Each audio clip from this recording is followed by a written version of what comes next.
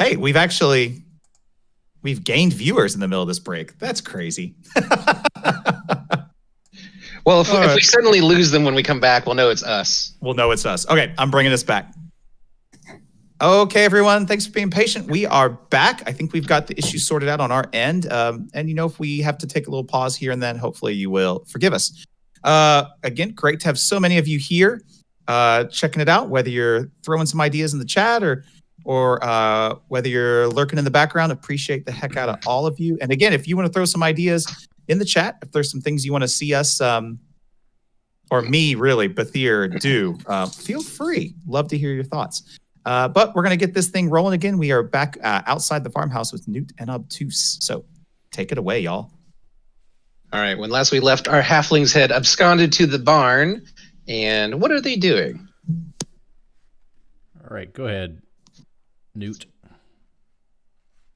I honestly think that between the two of us, you are going to be the one that's going to have the more impulsive behavior. Let's be honest. But I do think that during that long period of time, the two of us probably would have gone around and looked at this. I'm assuming, because I kind of lost track, our other companions were in this building with the straw roof. Yes. Is that correct? Mm-hmm. I think that we probably would have gone and investigated this red roofed building a little bit while they were in there playing music. Okay. As you head over towards the barn, you see that there aren't any people on this side of the barn, as best you can figure, and you see that there is a large kind of set of sliding doors towards the front of this barn here on the right side. Is there any space under it or cracks that we can kind of peek in? Oh, they're standing open. Oh, okay. So yes, you can absolutely peer in. Kind of poke my head around stealthily to not be seen or heard. Sure. Obtuse is quite nervous about this. All right. I'm going to actually just bring everyone back into... Hang on. See if I can... There we go. It's been a while since I've had to split the party with the full 20. But you can do that. All right. I'm just going to bring everyone over to the next... Always works well, too, when you split the party. I'm going to bring everyone over to the next screen here, so you can now see your respective interiors of your buildings. And I'm going to copy all of these too. And bring them over as well. All right. And yes, the two of you should be on the map now. Mm-hmm. I see. Yeah, and you're able to sneak over here. This kind of middle part here is where the sliding doors open up, and you can see the interior of the barn quite easily. It's dark in there, but it's still the middle of the day, so there's enough ambient light coming in from a couple of the roof windows and from the open barn doors, and you see all the way across that the barn doors at the far side are also open. So there's a decent bit of ambient light spilling in. As you look inside, immediately noticeable to you, Obtuse and Newt, is that there are no farm animals inside of this barn. Yeah, that's what I was wondering. I was thinking, this looks like a barn that would have animals in it. We've heard about this cat that loves licking windows. Have we seen any evidence of this cat or any evidence of any animals at all? Roll for cats. I would say make an investigation roll. Nope, roll for cats. Roll for cats. Oh, it's an investigation roll for cats. For anyone watching the stream, by the way, this is Eliza Angelica Spider-Man. She wanted to pop up and say hello. Meanwhile, I'm looking in this barn, kind of studying to see when it's last been used. Like Okay. when there's last been like activity in it. All right. You can also make an investigation check then. Amber's rolling well. I gotta step away like real quick for a phone call. I'll be right back. All right. And let's see, Newt, with a 19, is it just a flat 19? Plus 3. Gotcha. All right. Whew. And I have a obtuse. 6. With a -1, it'll bring you to a 6. Awesome. All right. Oh dear. Obtuse, you're just like, man, this is a pretty great barn as far as barns go. It's nice, it's big, it's full of hay. It smells a little bit of like, smells a bit of like old animal dung and the various oddities that come from keeping animals. It still has that kind of faint smell. Amber, what Newt knows is everything. Apparently, you find all the cats. Hang on, time out. Name the cats. Well, okay, great. This is important. We do have some animal lovers watching. Well, I would say, Amber, do you speak with animals? I would say that my character, being out and about, can have minimal discussions. It's on All your right. spreadsheet. I can, but I'm not around my animals. My animal handling is a +3. Okay. So you will pet the snot out of that cat. I'll pet the crap out of those cats. Okay, you find them. You see that there are 2 kittens. There are 2 kittens. Kind of in that like stretched out phase between being a cat and a kitten. So it's like an older kitten, probably right around a year old, and kind of lanky. One is kind of a mottled gray and black, with kind of like these cool tiger stripes that run down its sides. The other one is almost pure gray with little white booties on his feet. Let's make sure we observe the terms of services with but- that booty talk. But we're not seeing any other animals. Are we seeing, since there is such a lack of animals, are we seeing any evidence that that there's been harm to those animals, or there's just an absence and there's just a boatload of cats? So there are literally just 2 cats. Those are the only animals that you see in this entire. With that roll, I'd say you don't just find cats. You also notice the complete lack of other animals. Did I miss it? Did we name these 2 But, cats? but there's no like. So Newt hasn't. I mean, Okay. do you have? There is a spell called Speak with Animals. You have animal handling. I do not have speak with animals. Okay. Well, conversing with them will be a little bit more challenging then. But I'm here for it. I have speak with plants. So if we got some plants going, I'm good. Awesome. There are plants around. Make like a tree and leave. But we don't see any evidence of like blood or, that, I don't know. They've been slaughtered. No, you don't see any signs of slaughter in here. I'd say with that high investigation, even though you were specifically looking, for the animals, I would say that you do notice, that there are footprints leading in and out of the barn.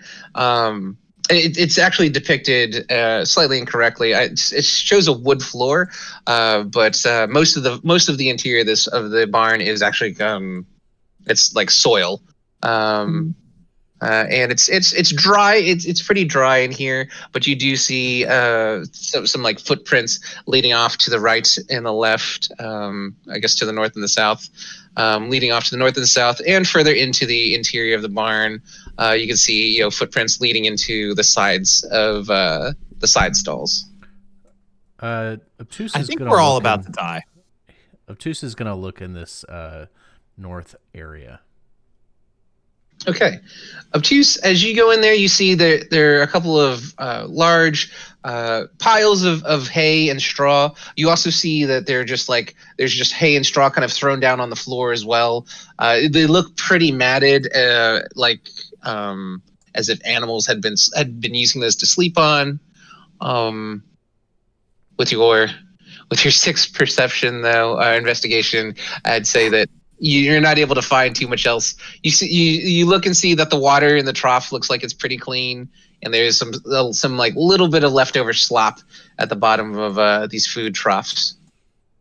I would say that at this point, since we were investigating this barn as our other companions were in the other building, I would say that at this point we will table the discoveries that we've made, because at this point I would think that we have felt the vibrations coming from the other building as Felix was intimidating these faux farmers, and that Obtuse and I will go over to the other building. Okay. Actually, I will say that Obtuse, as you wander over towards this side of the barn, you do notice that there is another farmer walking around with looks like a pitchfork over her shoulder. Mm-hmm. And as you make your way over, give me a stealth check just to see if he notices you. You're tiny. It's got to be good. Let's see. Boom! Yay! All right, Wow. yeah, that is going on the that's going on the ad crit counter. All right. Heck yeah. So yeah, without any trouble whatsoever, your halfling stature is able to use some of the odds and ends in the barn, some of the railings and whatnot, to just kind of abscond back towards Newt, with none the wiser. You do see, as you're kind of like looking over there, you see this guy, this farmer, just kind of nonchalantly, reach up and pick his nose and kind of, look at it for a second. Dude. Yeah, kind of look at it a second and kind of looks around. And then you see him, start to bring the hand up, but then you turn around. You don't need to see the rest of that. No, don't need to see it. All right. Back in the farmhouse, you two can start making your way over there. I would say. However, as you two make your way over, I need, with that 20 roll, I'll let you just ride on that one, Brandon. But Newt, give me a stealth roll as well, because you are crossing open territory. All right. Come on. Please. Oh. Oh. Surely you have a decent modifier, right? Sort of. Let's get you. We're doing some fighting. Get you to a 10. All right. I'll say it's technically not a success, but on a group stealth check, allowing for Brandon is he got the crit that counts as 2 successes. So the two of you are able to sneak your way through. Every now and then Obtuse will just kind of like grab your cloak and kind of like push you towards like a little bit of a shrub, or like kind of like have you settle down in the shadow of a small tree or something, and you're not really sure why he's doing this, but you do manage to get all the way across from the barn back to the farmhouse without anyone any the wiser. Back inside the farmhouse. Although Good? Obtuse's intelligence is very low, he is very wise. Mm-hmm. Well, I mean, I'm distracted. There's cats Tracks? That tracks kind of, right? You can roll an animal handling there, Amber, if you want to see if you can get one of the cats to follow, or both of the cats to follow you. Yes. in there. Oh, hell yeah.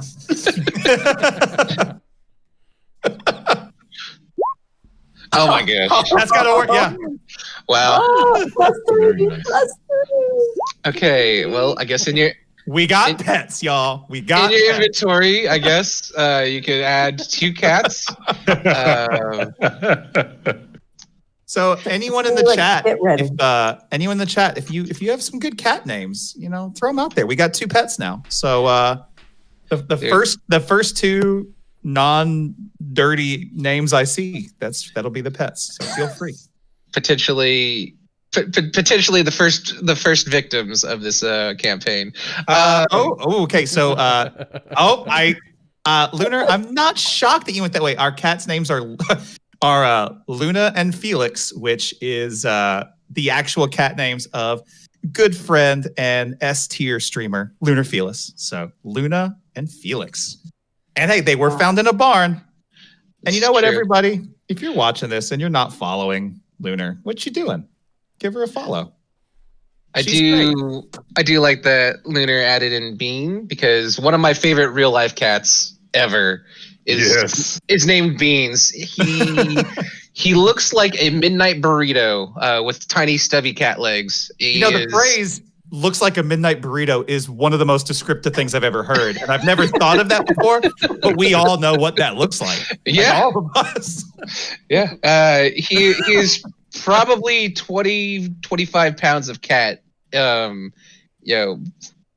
into a Pillsbury cookie cylinder, and then given legs and a little stubby tail. He's delightful. But like, I love it when you call me Big Papa. If that phrase were a cat, that's yeah, the feline equivalent of that phrase in body. But yeah, Felix and Luna. I think those are great cat names. Well, I'll jot this down and do my best. I'm going to guess that Lunar is going to agree that those are great cat names. And I'm going to do my best not to forget about Felix and Luna. If you all catch a fireball spell while Felix and Luna are wandering around with you, that could be problematic. But hopefully you don't have to worry about that for a while. Anyway, inside the farmhouse, the situation has gotten tense. There we go. So much so that I couldn't find the words for it. Bethier and Felix? My hand is on my axe, and I've got my best friend's back. All right. When I'm following his lead, whatever he's doing, I'm there. All right, Felix, this is kind of your show. Yeah, I mean, I want them to tell me what's going on here at this point, right? Because we kind of left off with that. Sorry, I didn't know I had to step away for a little bit. No, you're fine. But like, they're clearly not farming. So what are you doing here? And I just realized that we have a main character named Felix, so we can either keep the other cat name as Felix, and that'll just be great, or it could be Bean and Luna. I definitely think we would probably admire Felix in our party and be like, "Oh, we should name this cat Felix," as like a compliment to Felix. Love it. Okay, 100%. That's what we're discussing outside right now. All right. As the 2 halflings, as you draw closer, you can hear a kind of a deep resonating voice coming from Felix the tiefling, and you're demanding to know what's going on here. And with that previous intimidation roll, you see the more talkative of the 2 guards says, he kind of holds his hands up and looks behind him over the dragonborn, who looks just like ready for potential violence. Yep. And he says, all right. So okay, maybe we're not farmers in the traditional sense. We're more, we're like, say, and the other one pipes up, contractors, and he says, contractors. We get paid for jobs, and we do them, and we got intelligence here real quick as he's speaking. We got paid to hustle some people out of the farm here, and then told to just kind of keep an eye on the farm, and if anyone else showed up, then we encourage them to move along. I pull out my great axe and angrily say, "Does anybody know what he's talking about?" Because these are words that I know. Does Obtuse hear like this conversation, like, or did I catch the very end of it? do you think?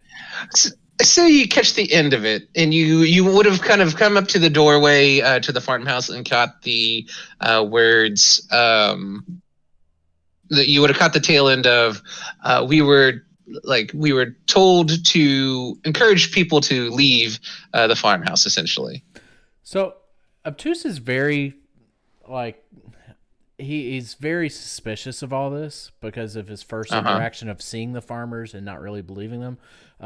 Sure. I'm gonna cast Zone of Truth. Ooh. And let's see. They need to cast a. You create a magical zone against deception in a 15-foot radius sphere. And until the spell ends, a creature it enters. They basically have to tell the truth. So they have to do a charisma check of 14. All right. Well, that is not their forte. But I rolled a natural 20. Well, it I still believe counts. them. All right. But there are two of them. All right. So the talkative one makes his roll completely. He's fairly well versed in the parlance of whatever he's going on about. The other one, you feel kind of this resonance in the spell, and you are certain as the caster of the spell that this other one back here, the jumpier one, seems to be under the influence of that zone of truth. So And Never operate vehicles under the influence of Zone of Truth. I'm gonna advise Felix. Let's say, ask him what he's doing here, and point to the more jumpy one. And so while he's in there, he has to tell the truth. So Felix is gonna look at the jumpy one and be like, "All right, your friend here described you all as contractors, but then used the word hustle. So tell me exactly the circumstances that transpired that made the people who lived and worked at this farmhouse leave." And he kind of looks over nervously, kind of licking his lips at the other one, who just is kind of crossing his arms and kind of sullenly watching Bethir and the newcomer, the halfling, but gets the sense that numbers are not on his side right now. So just kind of crosses his arms and waits.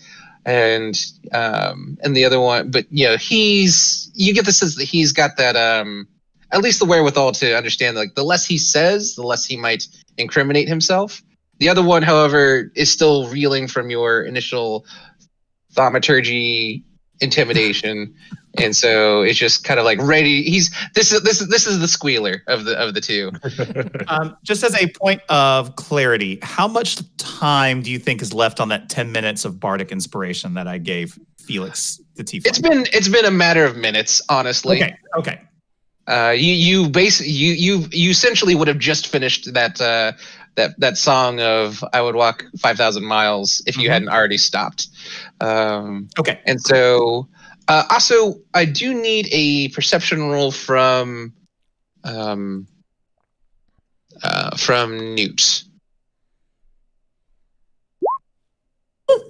Oh. I'm really distracted by these cats. Right. They are just adorable. They seem to just they're just full of cuddles and love, and you do not notice that two more farmers have appeared from the backside of the farmhouse until you hear one of them turn the corner and say, "Hey, what are you doing?"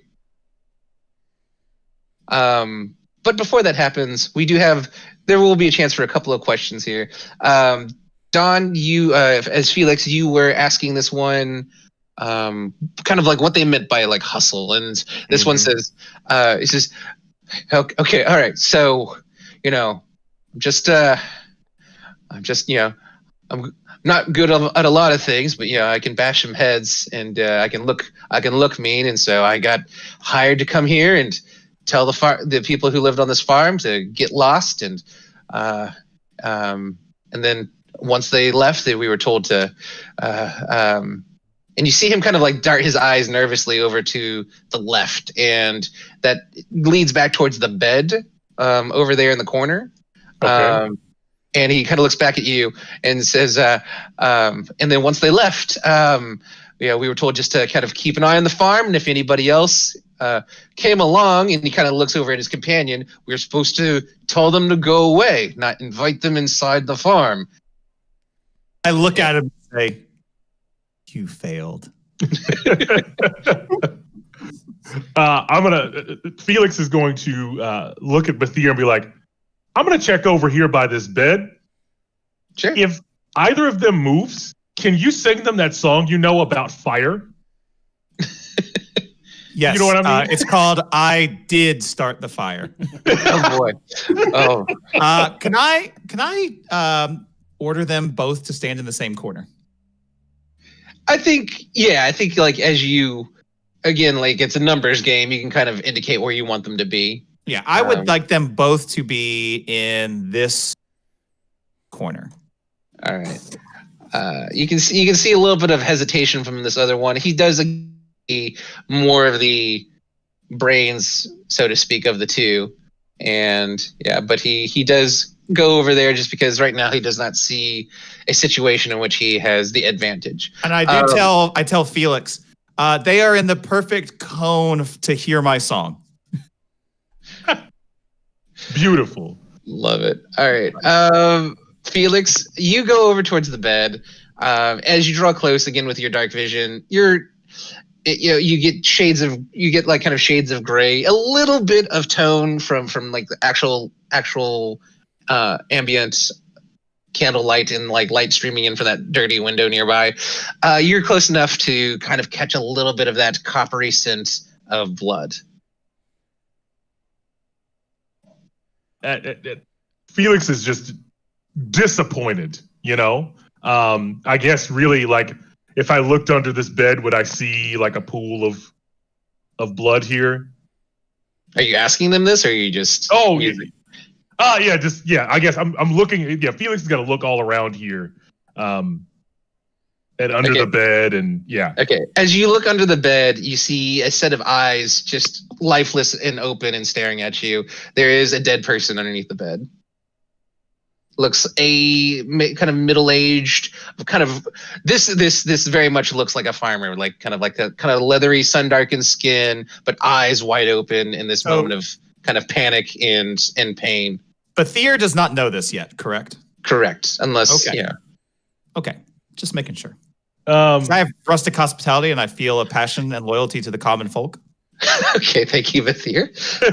And I feel like I've been lied to.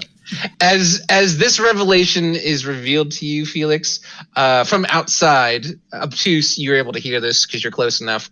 You hear, "Hey, what are you doing?" And Newt, you look over, and there are two more farmers that have rounded the corner, and Farmers. and you see this. And you see that there's been some weird stuff going on. There was like bagpipes, and then the absence of bagpipes, and then there was kind of this shaking, booming voice that was going on through the farm, across the farm. And these two farmers, strangely enough, have produced a longsword and a short bow. And the short bow is not of like a hunting variety; it has a much more kind of martial look to it. And as they kind of come around this corner, this one is very directly looking at you and demanding an explanation. And not exactly pointing the sword at you, but definitely not pointing it away from you either. I'm gonna panic.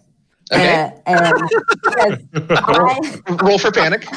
until this moment, have been petting kittens, like very distracted. And so now I have this going on, and I feel like there's a lot of extra going on inside the building. That's And so good. I'm gonna retreat. But Newt's natural panic is to deceive and be something differently. So I am going to assume wild shape. And I would assume that an animal that my character had seen several times might be like a bear. Okay. And are you doing this inside of the two farmers, or do you do this as you round the corner out of sight? I'm going to do this in front of the. I would think that in my panic state, Oh, I'm gotcha. not All right. going. Yeah, I'm not going to think that through. Gotcha. I'm going to do that immediately. All right. There is a weird moment where there is a halfling, and then there is like an adorable halfling-sized bear, and you hear this one in the back with the short bow go, "Aw," and then all of a sudden, like Mario grabbing a mushroom, there's just this moment where that cute little halfling-sized bear goes whoop whoop whoop whoop and just turns into a full-size bear, and then you should just hear two sudden screams as these two quote unquote farmers realize that. Farmers. Yes, that this little halfling is much more than she appeared. And double checking time, we can go ahead and roll initiative because I believe we are going ahead and heading into combat here, or at least. All right, so I'm gonna go ahead and roll my 1d20. I rolled good. And I 21. Wow. Okay. Oh, Don with a 20. Yeah, that was a nat 20 on that plus my initiative there. That means he gets 12 turns for everyone else's one. I think that's the rules of D&D. Is that how that works? I'm a little fuzzy on that I one, think so. on that ruling. All right, and wow. Okay, amazing initiative rolls, everyone. So. Twos didn't do super hot. Well, He's just in Not awe of looking at a bear now. yeah, there's a bear right in front of you. 8 total. Okay, I do know what I'm going to do if I survive this encounter, because unlike Amber, I can talk to animals, and I would like to talk with these kittens. Yeah, you see, by the way, Newt, that both kittens kind of hiss at the approach of these two before they even open their mouth. That's kind of like what drew your attention over to them, right as this one kind of saw you and demanded to know what you're doing, and they hissed and they ran off. They are All right, and I drug the tracker, the initiative tracker, just so people watching you can see. So that's in window now. yes. Yeah, Very good. D&D, it's a really cool, easy way of keeping track of who's going what, when, where.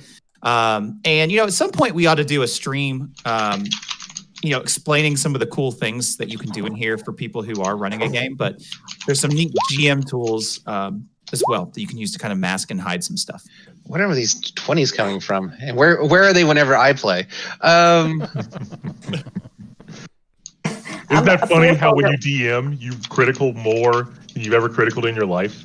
I mean, to be fair, you are sligging more dice, though. That's true. That's true. You make a fair point. All right. Also, I will just say, and Brandon, we've talked about it.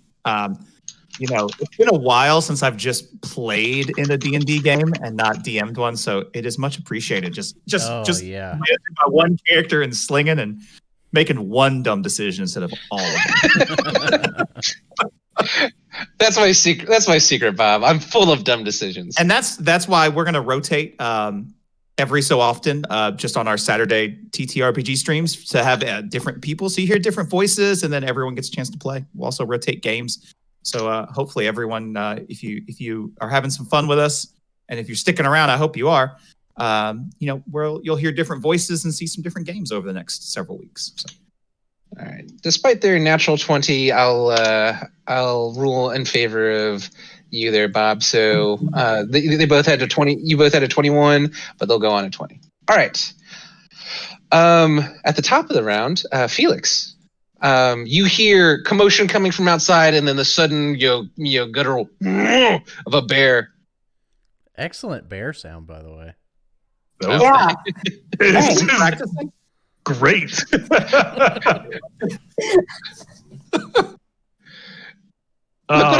Look, you have to have hobbies. Sometimes you practice bear sounds. There's a lot of comments and jokes that I could make right now, and I'm not. But know that I'm thinking of all of them. I can't imagine any of those jokes. All right, Felix, what do you want to do? Felix is really angry after having found this body and knowing that these two had something to do with it. Yeah, I mean, which one was the more talkative one of the two of them? Just to be clear. I'll go ahead and indicate them with a little blue mark here. Oh, perfect. That is Blue excellent. for Blueser. That's your wow, perfect. That's your chatty Cathy there. That's your chatty. Yep, Kirk. That's your chatty Kirk right there. Chatty Kirk. Yeah, I mean, I think just finding that body after hearing him say like, hustle and contract and all of these words, really avoiding the fact that they've murdered someone and left them under their bed, like just leaving their body out in the open. Felix is going to run from where that is, screaming in anger and just launch an attack at little chatty Cathy there. All right, you have the movement. What is it? What are you doing? Let's see. We're gonna we'll start off with. In fact, let's see. I haven't done it yet. Let's do a flurry of blows. Yeah, there we go. Yeah. Oh no, that's after I take my attack action. Excuse me. Hold on. Let me make my attack action first. Yeah, initial attack, and then you can flurry off of that. So the first part of that is a 10 to hit, which I don't think it's going to. With a 7 plus. It is actually fairly close, but yeah, they get their chair in between you and them, and the short sword does not connect. Okay, but then my second attack though, which is a 15. That will absolutely hit. Sweet. And so first I'm hitting for 4 damage. All right. And then we're gonna go into a flurry of blows here. So There you go. Now, I don't really know this ability. So what is this one doing? So flurry of blows basically is immediately after the attack action on your turn, you can spend 1 key point, which key points are kind of like that, that monk special, to make 2 unarmed strikes as a bonus action. Oh, that's rad. So basically, because I have 2 attacks already, and now I get to continue hitting. The second one's a 20. The first of the flurry of blows is a 24. Also, with that rolling, I'm looking at that dice roll there. It says it's rolled a 0 plus a 4. It's 4 your dexterity bonus. Yes, that 4 is my dexterity bonus. Yes. So I don't know if it actually rolled your unarmed strike die on that one. Oh, it didn't roll a 6. It didn't roll a 6. Okay. I see. That's weird. I'll have to fix that. I mean, Okay. I would say that everything technologically today has worked flawlessly. So it's kind of strange that this just happened. Yeah, you get 5 teachers together, and technology just cooperates. It sure does. Yeah, I see that. All right, so with a full damage unarmed strike, you leap across that table, and is it like, are you vaulting and kicking after that unsuccessful short sword strike, or like, how are you striking him with your first unarmed strike? So the first one, would have been like a Captain America style. Like I swing with the sword first, but because I'm a monk, I'm also going to kick while I'm in the air because I'm dexterous enough. Love it. Yeah. So the short sword, almost like the short sword was a feint. So kind of sweeps out of the side, gets the chair in between you and him. Kind of, the chair takes the brunt of the short sword, and then completely blindsides him up the side of the head with a foot, with a booted foot. And you're like, it has enough oomph behind it where you're like, I think I almost dropped him with that, but he's still standing. But his bell's definitely been rung. With a 24 on the second unarmed strike, it will absolutely connect. Holy cow! So go ahead and roll another D4. Well, it's a D6. D6 and add your and we'll just add 4 onto this. Yeah. So that is 8 damage. All right. Well, you needed 14, so total, and you did 18 damage. So he is down. He is down, and you hear a sharp crack with the second strike. And is it just another kick? Like, is it like a follow-up spin kick or punch? It's all in the fight. Yeah, absolutely. I gave him a good old Tatsumaki here, where it's just, yeah. You All right, know, Fed. you know what I mean. Yeah, you gave him the pound cake. Got it. All right, so yeah, you go spinning across this table, and Bethir, for a moment, you're like, you kind of like glance down. You're like, did gravity stop working? Because for a moment, it looks like Felix just completely ignores gravity as he spin and double heel kicks this guard into oblivion. They go crunching against this back wall, and they are. Let me get the icon. Yell at the living guard. That's my best friend. All right, and with that, your turn comes to an end, Felix. That's a good turn. That's a heck of a turn. All right, you still have double checking here because you're a monk and you can move forever. You still have 20 feet of movement, I think, if you want to reposition yourself, or you can stay there on the table. I'm going to. You know what? I will. All right. Yeah, you're holding that table down, and the other guard just looks like looks over at the ruined body of the other guard, and just looks over at you. I'm gonna go ahead and roll here because you had already intimidated them once. It's a D20 with the crew. Is gonna save. Oh, you know what, Don? We should have added that extra D6 to that failed attack roll. I should have. You're right. Not that it matters because he's dead, but But it would have been very dead. All right. Weirdly enough, he kind of steals himself and reaches for his belt and looks like he's going for a weapon. But for a brief moment there, you would have sworn that he was about to jump through that window behind him. But no, looks like. Is that the one that I told that if he reached for a knife again, he better be prepared to grill it up again? Really, it's exactly that one. Yeah.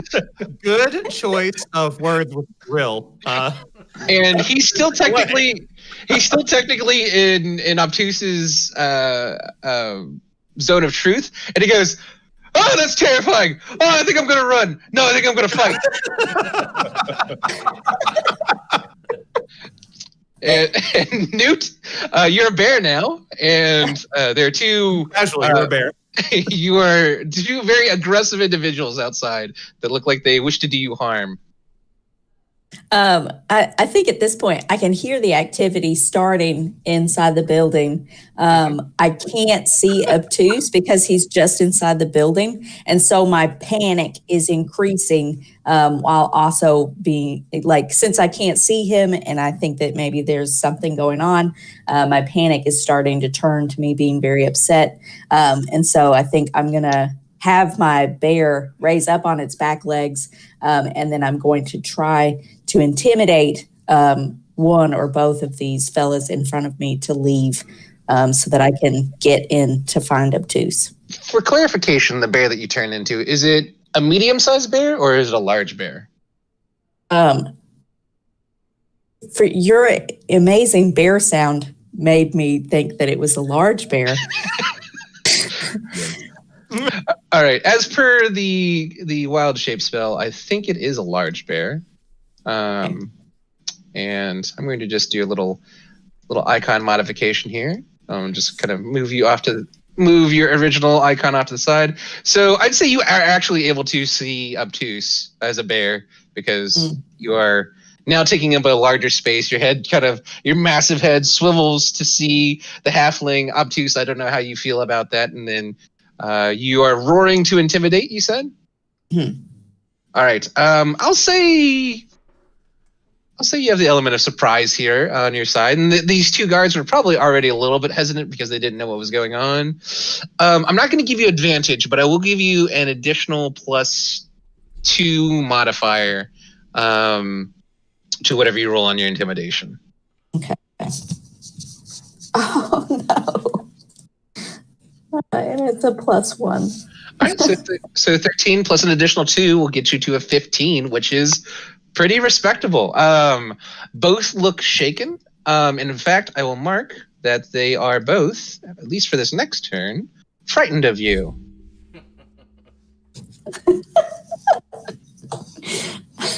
Very nice.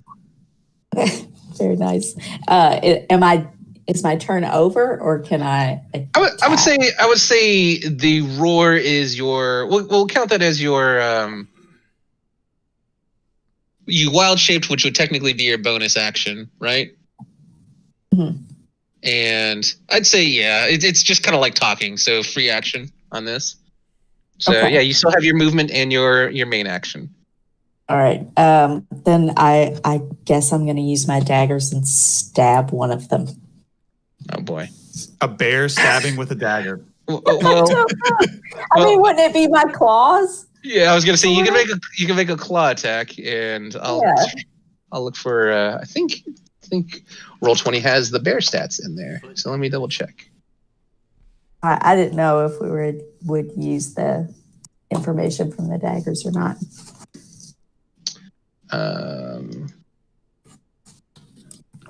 So yeah, you can. Can I show this to you all? No, there's a way to. All right. You have a multi-attack, which means you can make 2 attacks in 1 turn with a bite and 1 of your claws. And you have a +5 on to hits. So if you want to close with one of these guys, and I think you have a movement range of 40 feet. Wow, bears are fast. Ooh. So you either one of them, your choice, dealer's choice. I'll go for the dude closest to me. All right. You move up to engage, and you may make a bite and a claw attack against them if you wish. All right. I think you wish. Wish.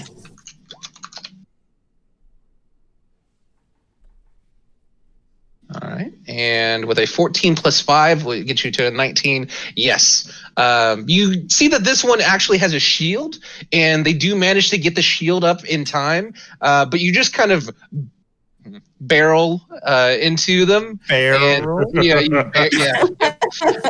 Huh? Yep, that was right there with you. You barrel into them, and then you clamp your massive jaws down around them. Go ahead and roll. The damage is a D8 plus 4 piercing damage. I accidentally clicked something. I'm sorry. Fine. Don, I swear. No.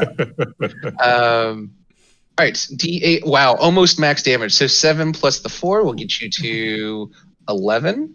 That's how math works, right? Maybe. I play trumpet. You got to count things every now and then. All right, and so yeah, you do 11 damage. He's looking a little bit beat up. You get the sense that this one might be. Well, I'll tell you too much information here, but this one, he looks hurt, but he's not down for the count. He's still frightened of you, and probably more so by the fact that you're a giant bear. And I just realized you didn't move your bear because you didn't have control of it. All right, now you should. Just going to put a nameplate here so that we know that this is you. All right. You may make a claw attack as well. Additional Heck yeah. D20 plus 5. This bear's tough. It's a strong bear. Strong bear.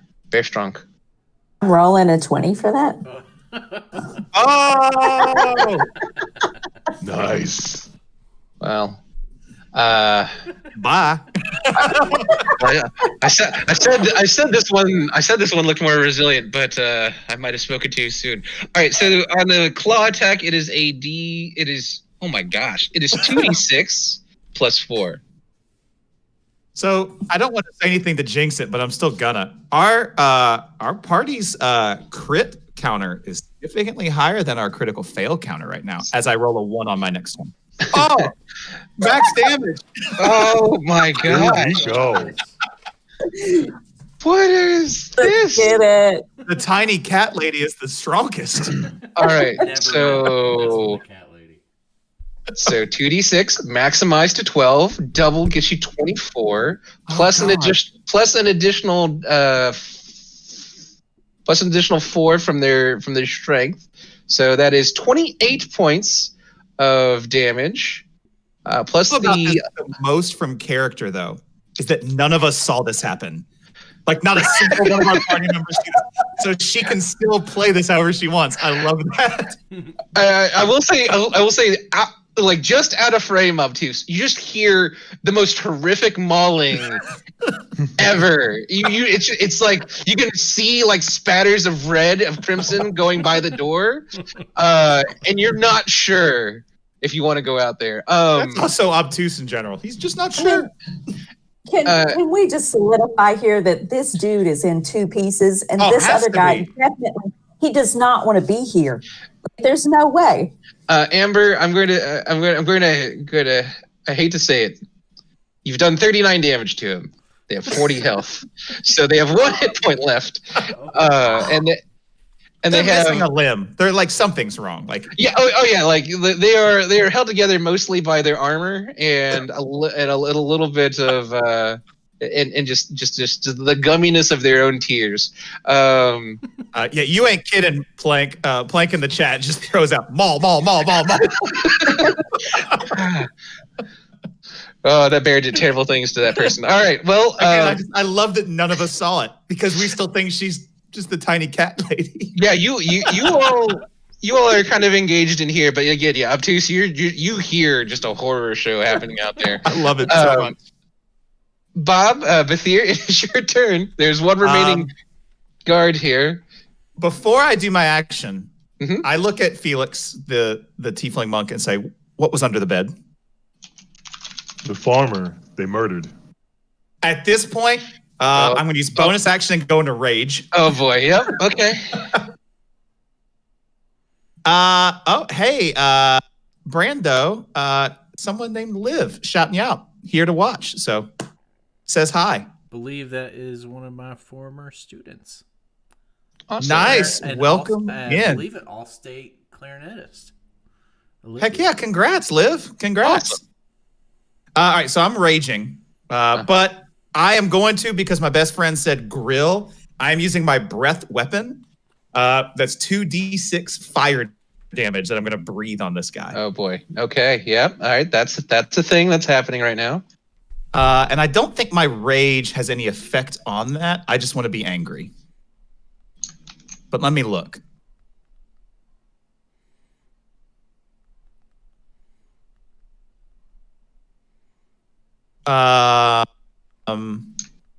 No, it doesn't. Even, okay, for this. All right, I'm gonna roll my 2d6. All right. 8 fire damage. All right. And Liv, thank you so much for the follow. Really, really appreciate that. Thank you so much. It means a lot. He needs to make a dexterity save, or else he can take half, I think. Yeah, half damage on a dex save. Wow. Okay. You beat it. For a relatively inept guard, he's been rolling really well all of a sudden. So yeah, he takes 4 damage, but seems very very displeased with being on fire all of a sudden. And you know what? Maybe no. I'm gonna stay put. That's gonna end my turn. The back corner of the farmhouse is smoldering ever so slightly. The corpse of the first guard that Felix took down is starting to burn in a quite merry fashion. I giggle. He rage giggles. All right, the outside guards, it's their turn. This one is going to try and get away from you, Newt. Is this the wounded one? This is the wounded one. Okay, because this could be fun. Oh, wow. Okay, so it is an opposed athletics check here. And you're going to use the bear stats. And the bear gets a +4 on strength checks. Okay. Pretty strong. Strong. It's a big old bear. Speaking of strength checks, this dog is trying to wrestle me while I'm playing.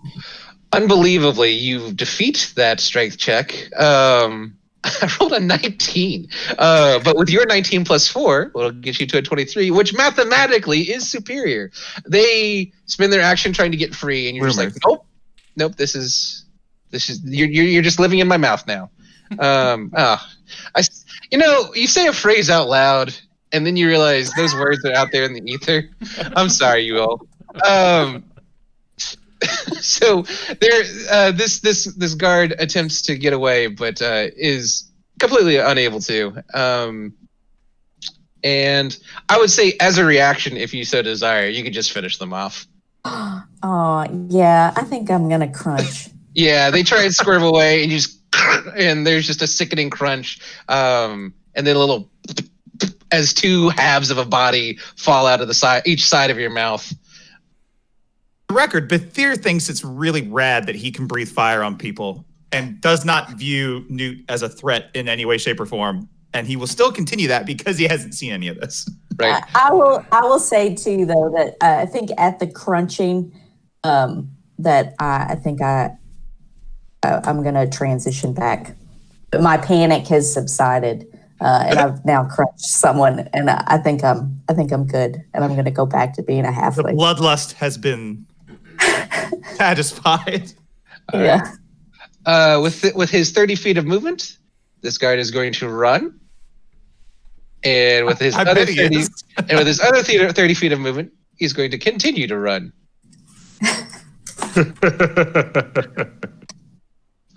So no short bow attacks against you. Just full on.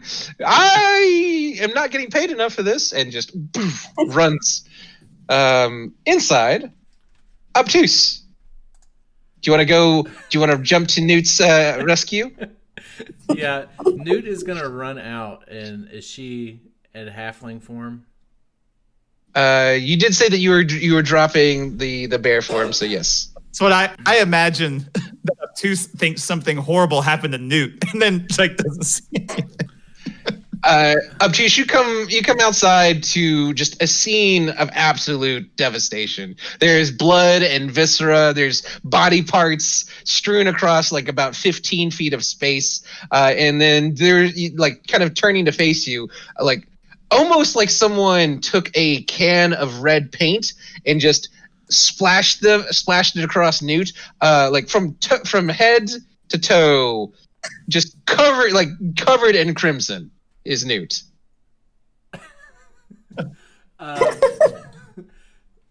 Obtuse is just so sad and disappointed, and I look over at Newt and say, "Newt, you didn't have to do this. We could have let him live."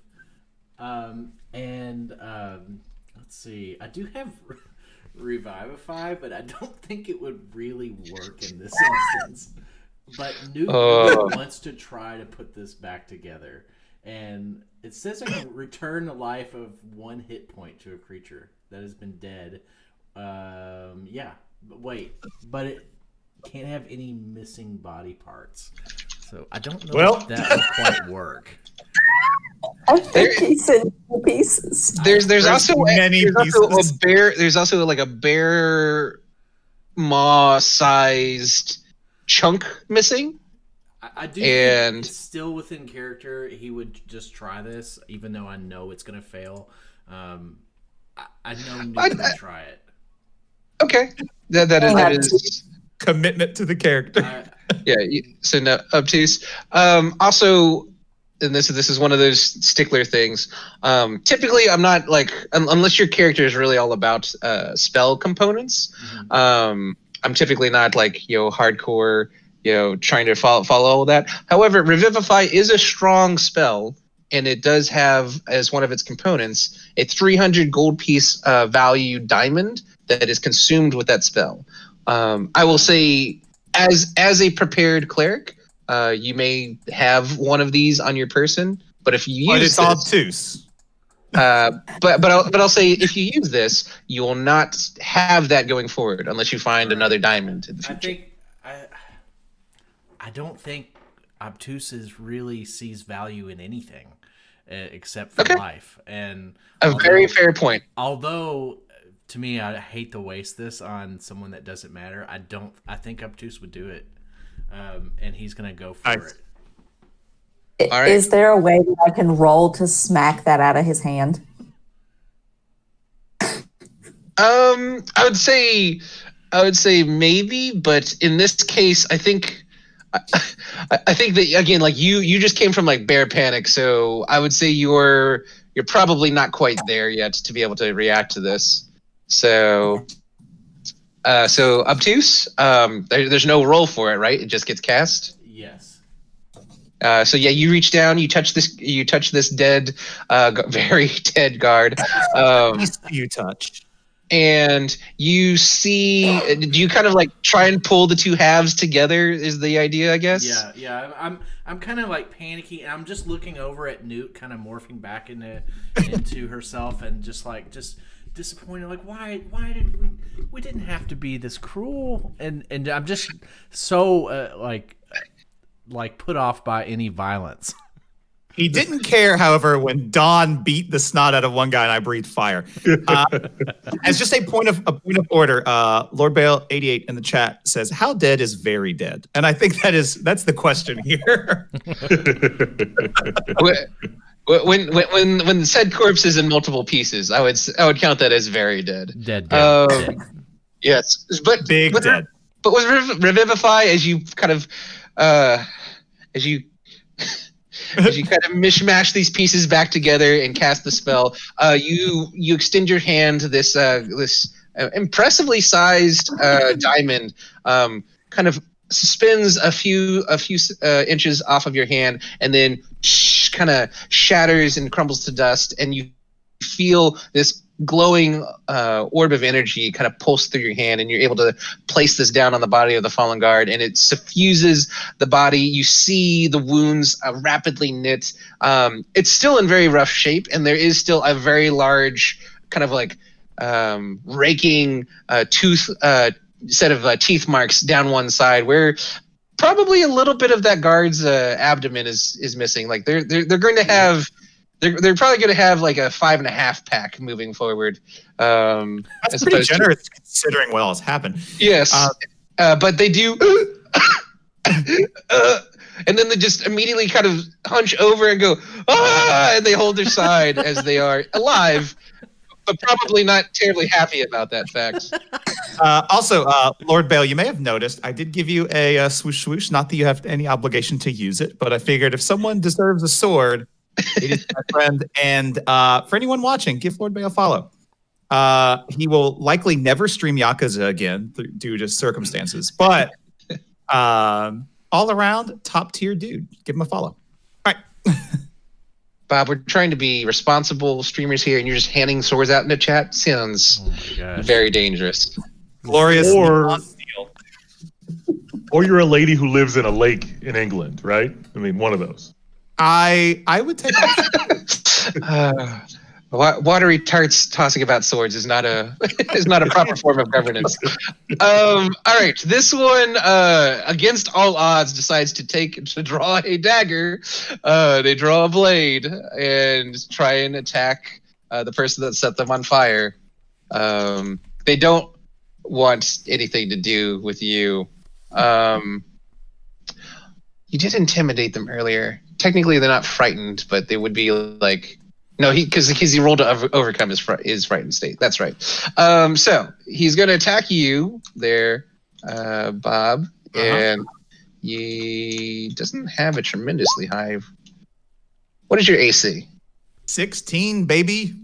Okay, the dagger pings uselessly off of your armor. He is going to, in a panic, try and strike you the second time. And he does slip the knife through. It is a dagger there. Moment, I'm like, good on you. You stick with it. It is a dagger, so it does a D4 plus 3. Roll decently. So 6 piercing damage as the dagger does find its way through a little seam in your armor. And if I had just stolen that armor from the base. Oh yeah, that would have definitely protected you there.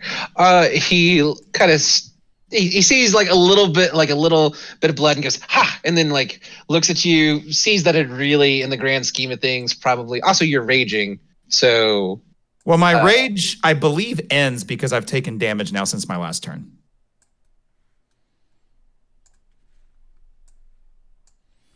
Nope. There you go. I lost audio for just a sec. No, so you're enraged. As long as you attack or take damage, your rage should maintain. Okay, it's worded a little. It's Worded a little. Yeah, if neither of those things happen, then your rage subsides Gotcha. until a higher level. So no, yeah, you've attacked and he stabbed you, so you technically have resistance against bludgeoning, piercing, and slashing damage while you're raging. So that 6 is a 3. And yeah, I think it's that thing where like he gets through the armor and then like actually like stabs into your chest a little bit, and just like whatever dragonborns are made of, this one in particular, he kind of comes back and sees just like a little couple drops of blood at the end of his dagger. He just looks down, and by the way, all 3 of you are standing in a zone of truth right now.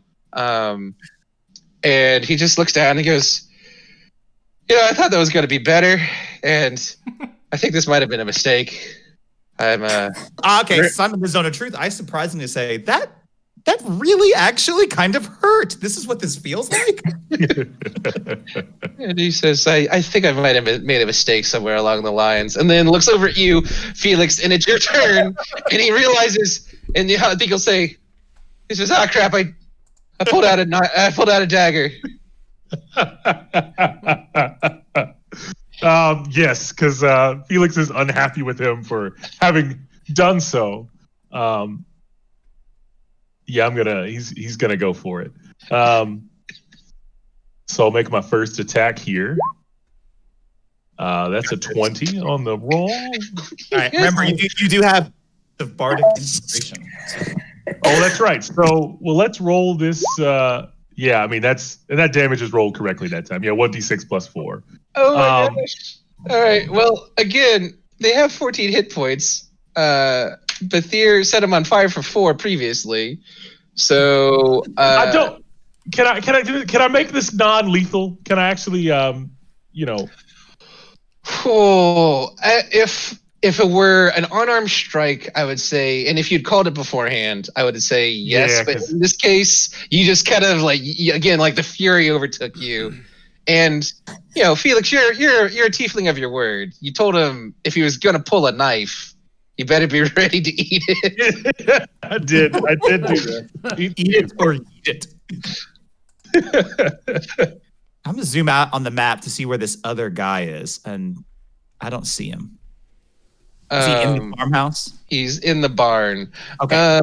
So yeah, we'll kind of conclude the combats around here. We've drawn to the end of the combat round. We're now out of our turn order technically, as this last one falls. Don, do you want to describe how you take care of this last guy? Or do you want me to?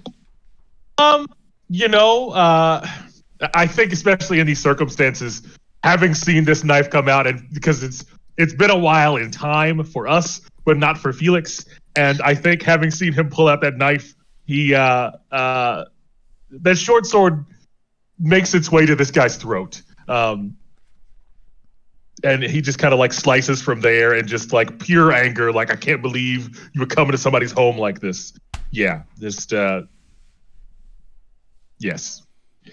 Yeah, he kind of looks at you, tries to say something. His throat's ruined. He kind of burbles a little bit and then just drops bonelessly at your feet, drawing this combat to a conclusion. There is a slightly smoldering fire in this back corner, which may or may not be a point of concern to you all. I high five Felix. Yeah, I return the 5. Like, good job, man.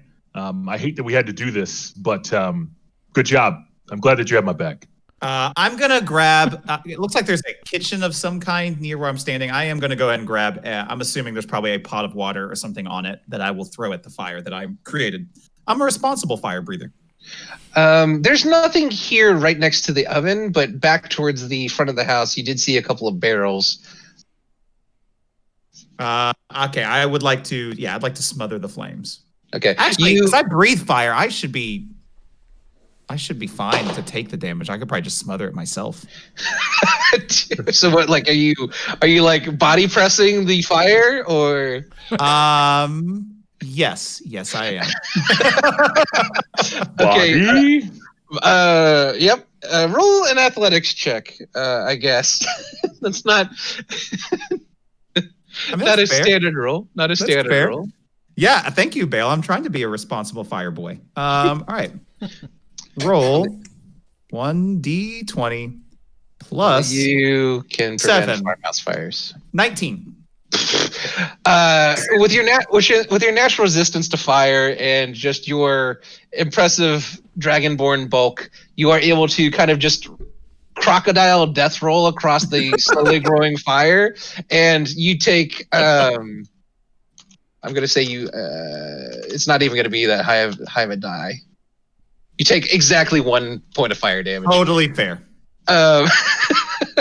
Just a little bit of a singe. Maybe you catch like a cinder at the corner of your eye, which is just a little bit more, a little less fire resistant than the rest of you. But otherwise, you're perfectly fine. That's And fair. yeah, you smother the fire. You smother the fire, and you're very confident that it's not going to flare up again. Outside are 2 halflings. Obtuse and Newt, gore-covered Newt. You look down. There is a revivified guard. You're again, like, based on their kits and their overall resilience, you're guessing that this one probably was technically in charge of whatever else was going on. But like the sounds of battle subside, you hear a high five, and you're like, that's definitely a Bethir and Felix high five, so they're fine. And then Obtuse, you two are kind of looking down at this person who just, is doubled over in pain. They're not going to be able to get anywhere, even if they wanted to, which they do want to, but they're just kind of half conscious and more or less at your mercy. I'm going to cast a calm emotion radius. So it would also hit Newt, who I imagine, you can speak up on that, is probably kind of recovering from her panic and transformation. Okay. If you want to extend it, sure. Right, and that would be that's just a charisma check for both them. Charisma 14. All right, it's a straight roll for them with a 5. They do not succeed. And Newt, are you resisting at all, or are you just kind of letting it wash over you? Yeah, I'm tired. I'm tired and kind of full. Yeah, weirdly enough. And I'm also going to try but- to be just curing wounds and comfort this person who is feeling very bad. Gotcha. By the way, Bethir, you do, and Felix, you may pick up on this. Bethir looks a little bit winded after all of that, because after you rage, Bethir, you do get a point of exhaustion, if I'm correct. You are correct. All right. Berserk barbarians are weird, and we may house rule a little bit around that one, because I think Fine. Berserk barbarians are the only barbarians that get tired after they rage. Does my But does my cure come back to that. wounds do anything? It would make them less full of holes. I cast that as well. Okay. You can roll for whatever your healing is. But we'll say as you kind of tend to this recently deceased but magically resuscitated guard, they look back and forth between the two of you. Says, "Look, I don't. Can I just go?" And actually, I think the first thing out of their mouth, I'm going to backtrack that, because the first thing out of their mouth would have been, "Where's the bear?" I'll say everything's fine. I just need you to stay calm and sit still. I want you to get healthy again. It's okay. It's okay. And then they lock eyes on you, Newt, and they had seen you transform, and they're trying to just kind of inch their way backwards away from you. Yeah. So I appreciate Obtuse's heart. However, Newt does not feel the same. And so I think that I'm going to let Obtuse do his thing in hopes that he's going to get some information.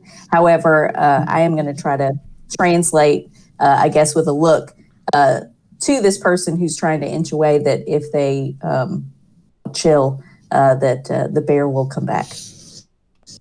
Okay. Yeah, they have no interest I'm in going to that. lick my lips. Oh boy, it's very coppery as you lick the blood of the person in front of you from your lips. Their eyes go wide and say they're just okay. What do you want? And they kind of like they look down and they have like a decent sized coin pouch like attached to their belt. Like do you want my money? Like do you want my weapons? Like please like I was just I was told to keep an eye here. I don't want any other trouble. Obtuse, are you going to ask any questions or? In the chat, we are hearing money is good. Take it.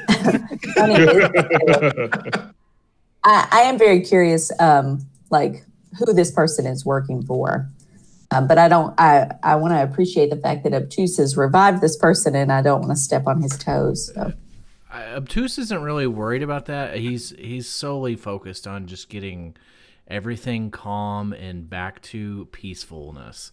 And I'm just kind of like trying to maintain peace meanwhile between you two, and then meanwhile make sure that he's stable. All right. Well, then I'm going to yell for our other two companions. We got another one out here. Before then, I would like to search the body of this person, the Chatty Cathy, because they didn't tip me very well when I was playing them songs. So I would like to just. They didn't tip you at all. All right. Go ahead and make an investigation roll, and Felix, you may assist or make your own separate roll if you so desire. Felix actually is going to take this time to the farmer. He's going to wrap him in his blanket and prepare that body to actually be buried, since he's been so unceremoniously stuffed under his bed. I did not roll well. He did not roll well. As you go to move the farmer out from underneath this bed, Felix, you find that he was not alone back there. There is the corpse of a woman as well. Oh, jeez. And you are able to very easily surmise that this was a husband and wife couple, farmer couple, and that they've both been murdered and stuffed underneath their bed by just a group of not nice people. Felix is pretty emotional, I mean, it's just sad to see that sort of thing, and especially in the circumstances as to which their bodies are left. I think he's a very ceremonious person, and so this is just an affront that it just really hurts him to his core. Yep. Yeah, you're able to retrieve the two bodies and tend to them as with whatever rights that Felix knows. Bethir, with your 9 on your investigation roll, you find a pouch full of 4 silver and a set of game dice. I've played for less. Okay. And seeing that Felix has found these bodies, I'm going to offer to help him dig a proper grave. Okay. Yeah, the two of you are able to make your way out towards Obtuse and Newt and take the bodies out. As you do so, you see that there is a lone survivor outside. When Obtuse sees these bodies, he's like, why? He's completely just totally upset that there's dead bodies, and he's just falling very, very quickly into a very deep state of depression. Just very upset at everybody that violence has happened. I think at this point, Bethir would he probably wouldn't do this, but I'm still going to say this. If only you knew a way to bring someone back to life. Oh, boy. Oh, boy. Unfortunately, the details of Revivifies that has to have happened recently, and you get the impression that these two have been dead for a while. Abdu starts to wander off, leaving Newt to talk to the survivor. Felix and Bethir, you see that this other one that Newt is standing over. Newt, by the way, looks like Carrie, towards the end of Carrie. But yeah, this other individual. Gotcha.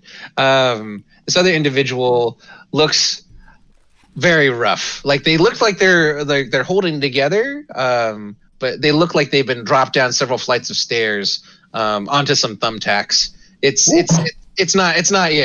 a very unpleasant look that they have about them, and Newt just seems to be standing over them and seems to command some sort of terror or respect from this individual.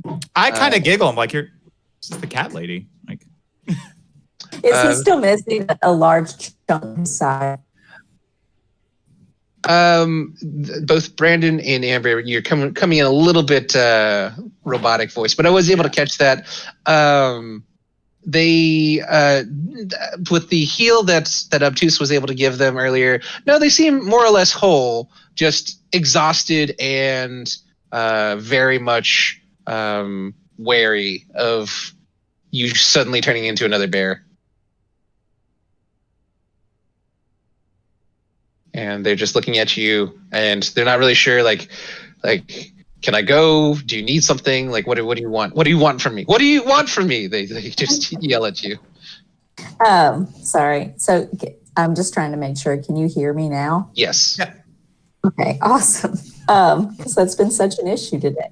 So I don't know what you're talking about. I don't know. I'm aggravated. I'm gonna be honest. I'm aggravated. He's alive again. I've killed him once. But I do want to know who I'm just gonna ask him who he's working for, and if he knows any other information, as I kind of follow him while he's crawling backwards. Okay. Do you tell him to stop crawling backwards? Because it might be getting a little bit annoying at this point. Oh, well, yeah. I mean, I guess I'm tired. I just want to sit down for a minute. He's getting on my nerves, and I'm contemplating killing him a second time. All right. Yeah. As you tell them to stop moving, as you're just kind of like following them as they scoot back, they stop and they just kind of like you see them like consciously like lean their head back onto the grass and like they lay down. And they say, okay, all right, big still. You, and he looks past you to see, and you are able to turn and see your companions dragging the bodies of these two farmers out of the farmhouse, and he kind of sighs, and he says, all right, well, had a contract come in, from this kind of weird group. They've got it kind of like a kind of a culty thing going on with them. Like a lot of them were wearing like the same colors and like you had these like patches on the uniforms. But it's not my job to ask a lot of questions. It's just my job to try and get my crew paid. And we got paid. We got paid pretty handsomely just to clear out the farmhouse and just make sure anybody else that came along decided to look elsewhere or Well, what did the patches look like, and did they give you any reason why this particular spot needed to be cleaned out and like left empty? Give me a persuasion check here, and you'll have advantage because He's in pieces. you have a very dominant position here. Okay. Oh, poop. Okay. But at the same time, this is information they still might not want to give up handily. And that's a +6. Okay. Wow. All right. Well, even if you don't roll the other one, that will get you where you're going. Yeah, they kind of just they just kind of sigh and say, a lot of them were wearing kind of like this kind of weird crimson color, these kind of crimson colored robes or outfits. Some of them had these like patches on their shoulder that had kind of like this weird I don't know, look like some sort of monster skull on them. But they definitely look like a group.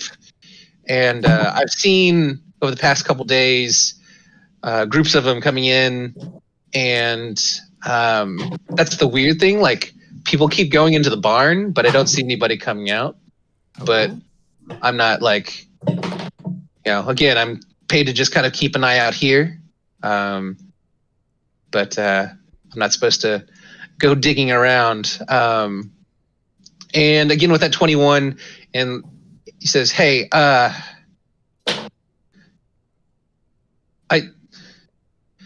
was given a thing to, if there was an emergency and I had to, if I had to get in and talk to someone, they said only use it in an emergency."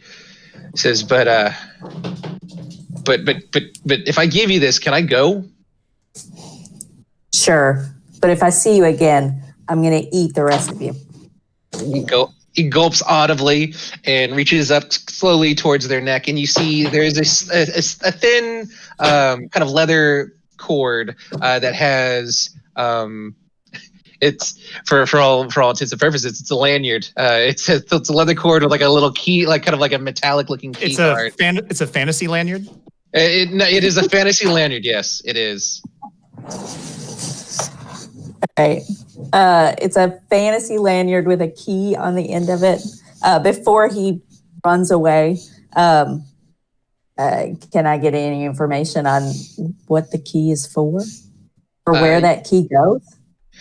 You can, actually. Okay. So I want to know where this key goes from. I should have just shared a bit of information with everybody. Thank you. Amber, you feel free to read that for the audience at home. It says a shiny card on a simple fabric lanyard. A small green crystal is embedded in the card center.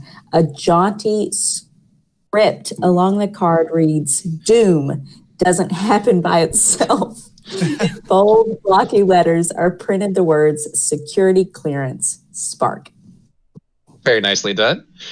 Obtuse. You go off to hide in the hay in the barn. And as you hide in the hay in the barn, you find, as you're kind of crawling around, you find an arm, and then like a chest, and then like a leg, and then you realize suddenly there's someone else in this hay with you, hiding in the hay. And as your hand kind of like closes around, like kind of closes around them, you just hear this whimper, and you just hear this, "Please, I didn't mean it. I didn't mean it. I just signed up, and I've never worked with these people before, and I just don't." We'll cast calm emotions, and I'll just okay, yeah, like I'm not gonna roll it. Like they're in a state right now, so yeah, they kind of calm. Calm. Yeah, fantasy lanyards definitely do get you into fantasy conventions. 100%, Jasper. Obtuse is saying it's okay. What's wrong? Yep, that is my pup Eliza, Jasper, and she is getting a little spicy. I think that's the cue that she's like, "Hey, it's my turn now." Yeah, and we're actually like coming up to that point, right? Oh yeah, we're getting there. All right, so I think this is kind of a cool point where we can kind of dovetail for next session. This other guard, the last remaining guard, and I'll take this one off the field because they are not interested in sticking around, and they kind of like nod at Newt's threat that if they're ever seen again, it'll be problematic for them. So they are happy to run off, and they don't leave behind their gold though, unless you tell them to. That seems like you're leading us. You're right. You're right. I shouldn't have said anything. Yeah, but I don't want to do anything. Okay, yeah, they take off with a slight jingle in their pocket as they run off. All right, back in the barn. I hear the jingle and am upset, but it's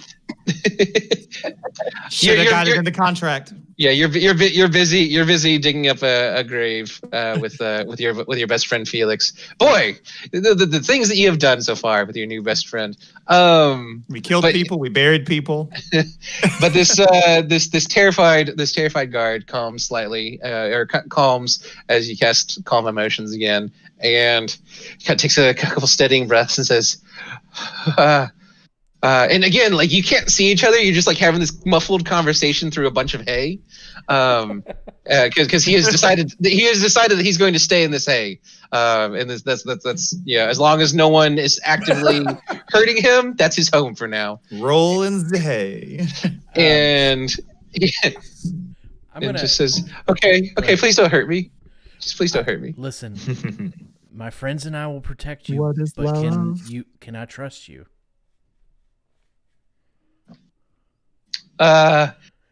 If you can just leave me here and leave me alone, then yeah, just please don't make me, don't hurt me, don't make me go out there. Don't Like hurt me no more. there was a bear. Okay. Don't worry about the bear. Don't worry about the bear. I can handle the bear, but you have to promise me that you're gonna be on our team. Work with us. We're way cooler. Oh boy. Okay. There's a long pause, and That means roll yes, usually. Me, roll me a persuasion check here.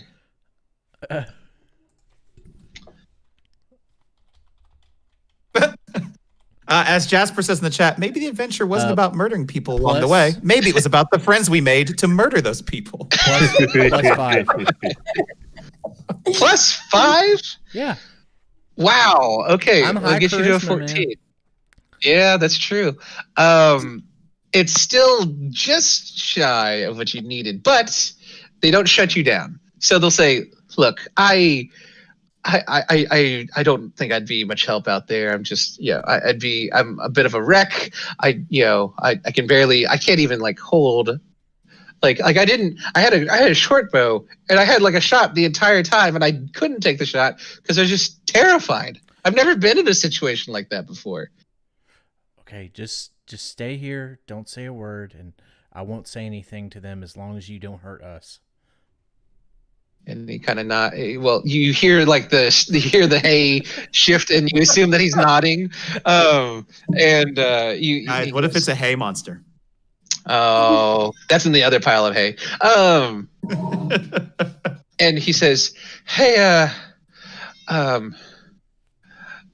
I don't know if this is any help or not, but when I dove in here, I kind of bruised my ribs. There's like a rod or like a lever under the hay over here." Oh, okay. I'm gonna go. Of ahead course, and it had to be investigate obtuse that. that learns this. All right. Just kind of look Uh, at it, look and investigate what he's talking about. Yeah, All right, it's well, a hay golem. I think that's correct, Bale. You're doing this by feel, unless you want to get out and start moving hay away from this thing. No. I'm totally doing this by feel. Okay. All right, boy. How to describe an oblong shaft of metal to you? It is about 3.5 feet long. It is cool to the touch. It has kind of like a grippier end towards the top, but it does run the length all the way into the floor, and towards where it meets the floor, you feel some sort of additional kind of metallic work, as if it's like built into another piece of metal that is attached to the floor. So I'm gonna sigh like, all right. I think you're gonna have to move to a different hay pile because my friends are gonna want to know about this. But I promised I wouldn't tell about you. And he there's a long drawn in sigh, and then says, "Okay, I'll go find a different hay bale." And you hear kind of a shifting of hay and like a little scampering of feet across the dirt. I And say- then you hear like another like, Halfway through his scamper, I'll say, wait. What's your name? You see him like kind of stop like halfway across the room, and he says, "Lilt." Nice. And then I think I And he just he says it kind of exasperated, like boy, like, yep, this is you can almost hear the full sentence in his head as if he had said it out loud. And he's like, yep, this is just standard. This is just a normal day for old Lilt, jumping from one hay bale to another hay bale, and then he just disappears into the next hay bale. And then he disappears. And what do you do with that lever? I'm gonna kind of make a like a little bit of a hole without exposing myself in the hay pile. Okay. And to look at the lever and try to, I guess, open it. All right. You pull the lever one way, doesn't really do anything, and you're like, oh wait, yeah, that's a probably pull. So you pull the lever the other way, and there is a heavy crack as it shifts on its axis in the other direction. As it does so, everybody hears a whirring of gears, a metallic series of clanks and clangs coming from the barn. And Obtuse, by the next time you stick your head out of the hay, you see that in this corner, Mm-hmm. in this corner, Mm-hmm. and basically in each corner of the barn, the hay has shifted back and opened, and you see that there are stairs, metallic stairs leading down into the ground. Nice. From within, you hear the clanking of distant machinery and a faint red glow. And that is where we will pick up next time. Woo. Awesome. Very nice. Awesome work, AJ. Good Yeah. plan, everybody. Very, Yes, very Bale, good. they are secret stairs. These secret stairs. So we're gonna do this again next week. The time might shift a little bit, folks. We'll talk about that. We'll let you know. And man, everybody, so much fun. Enjoy playing with you guys. Very, I'm gonna go very ahead and hang up on the Discord.